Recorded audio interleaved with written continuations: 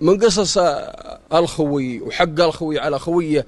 الخوي في السفر والخوي في الدرب، لو انك ما تعرفه له حق، جمعكم السفر له حق، يلزم عليك ما يلزم عليه، ويلزم عليه ما يلزم عليك.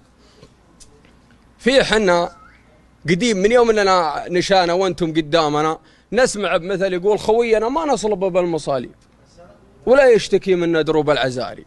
ما نعرف الا المثل، وكل ما قال شيء جاي تعز وقال خوينا ما نصلب بالمصاليب. المصاليب وشاني والعلم وشانو. البيت هذا فيه وراه قصيده، والقصيده وراها سالفه، وحنا ما نعرف الا البيت هذا مثل خوينا ما نصلب بالمصاليب ولا يشتكي منا دروب العزاري. هذا واحد يقال له محمد الرئيس، واحد يقال له ابو الرخيص، من حول الديار هذه اللي حنا فيها، هم من شمال القصيم ولا حول. محمد الرئيس من اهل الرس، اظنه تميمي، محمد الرئيس تميمي، واظنه وقتها من اهل الرس. ابو الرخيص رجال راعي قافله حج، ويمر الديار اللي يبى الحج يلتحق في قافله ابو الرخيص ويروحوا لمكه يحجون ويعودون. يوم وصلوا الديار هذه ركب معاهم محمد ابو الرئيس التميمي وروح يبى الحج. الله، وصلوا الحج وغلقوا من حجهم واللي عليهم بالخير وجو معودين، وهم في رجعتهم وهم راجعين من مكة يبون ديارهم، الله أراد واحد من اللي في القافلة يجيها الجدري البعيد عنه وعنكم. وهذاك النهار ما فيه طب زي الحين، والمجدور الرجال المجدور خلاص منتهي من الحياة، يقعدين يغلقوا مدته ويروح، ما في طب ولا في حاجة. المهم مشوا بالرجال المجدور، مشوا بالرجال والجدري يذوب لحم الجسم ويذيب الرجال لحمه المجدور يروح ما يقعد، الله المستعان. وجوا ماشيين لين وصلوا منطقة قال لها جبال بلغة حول المدينة، الله يمكن أكثر الربع يعرفونها. يوم وصلوا هناك الرجال ما عاد يقدر يركب على شداد المطية، ما عاد يركب، خلاص تهالك الحمو راح انتهى.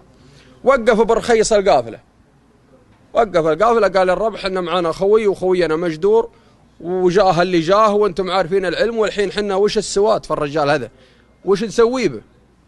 قاموا يشورون عليه من كثر الارياء، ومن ضمن الارياء اللي جات قالوا نسوي لهم مصاليب. المصاليب عيدان يحطونها زي النعش دحين ويحطون الرجال من فوقه ويشتلونه. قال الرجال مجدور والحم ذايب، نحطه فوق الخشب هذا نزيد ننكب على ما هو عليه.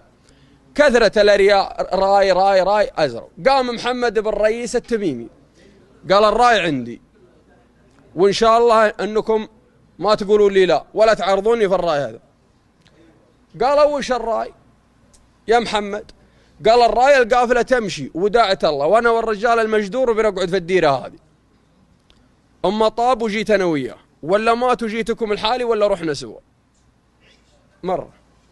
يا محمد هذا ما هو كلام، والحل هذا ما هو مقنع، الديرة مو وحشة والديرة قفر والديرة خلا، ما هو كلام. قال ما غير الكلام هذا كلام. قال طيب تروحوا معنا قدام لأن صار لنا ديرة فيها مزارع وديرة فيها أحد أقل شيء توقت. قال أبدا بس غير الكلام هذا ما يجي، أنتم تمشون الله يستر عليكم وأنا أقعد عند الرجال هذا لأن الله يكتب اللي فيه الخير. الله. أما محمد الرئيس برخيص ما عاد عنده أي حل، ما عنده أي حل، لدرجة أنهم قالوا ننتظر لين يطيب. قال أنا كيف أوقف القافلة كلها وغامر بأهل الرس وأهل القصيم، خليهم يروحون يموتون على حساب رجال، ما عندنا مونة تكفينا أسبوعين ثلاثة زيادة فوق رحلتنا محسوبة. انصاعوا للأمر هذا وأمام أمر الله. قالوا والله ما معنا إلا أنت يا محمد الرئيس ورايك هذا. مرة أنت صامل؟ قال ما غير الكلام. قال هي تدري فمان الله. قال هي شوف يا برخيص اليوم انك وصلت الرس ما بتلقى بتنصاك امي وبتنشدك عني، ولا تنشدك عني. العرب يقعدون على حروة الحجاج ينتظرون هم هذاك النهار، الواحد يروح ما يدرون يجي ولا ما يجي، ما هو زي ذحين الحمد لله. قال بتنصاك امي وبتنشدك عني، اللي انشدتك اعطى هذا الكلام. قال وش يقول؟ قال محمد بن الرئيس قل هي يا هاللابسات المحاقيب، أقفن من عندي جداد الأثاري، أقفن بالرخصة كما يقفي الذيب لطاوع الشاوي بليل الغداري.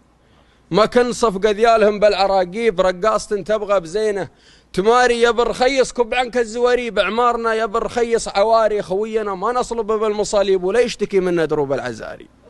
لازم نجيك أمي بكبد الوهيب تبكي، ومن زود البكاء ما الداري تسألك باللي يعلم السر والغيب. وين ابني اللي لك خوينا مباري؟ قل له قعد في عاليات المراقيب، في قنة ما حولها الا الحباري، يتنا خويه لين يبدي بها الطيب ولا يجيه من الصواديف جاري. ان كان ما قمنا بحق المواجيب حرمن علينا لابسات الخزاري.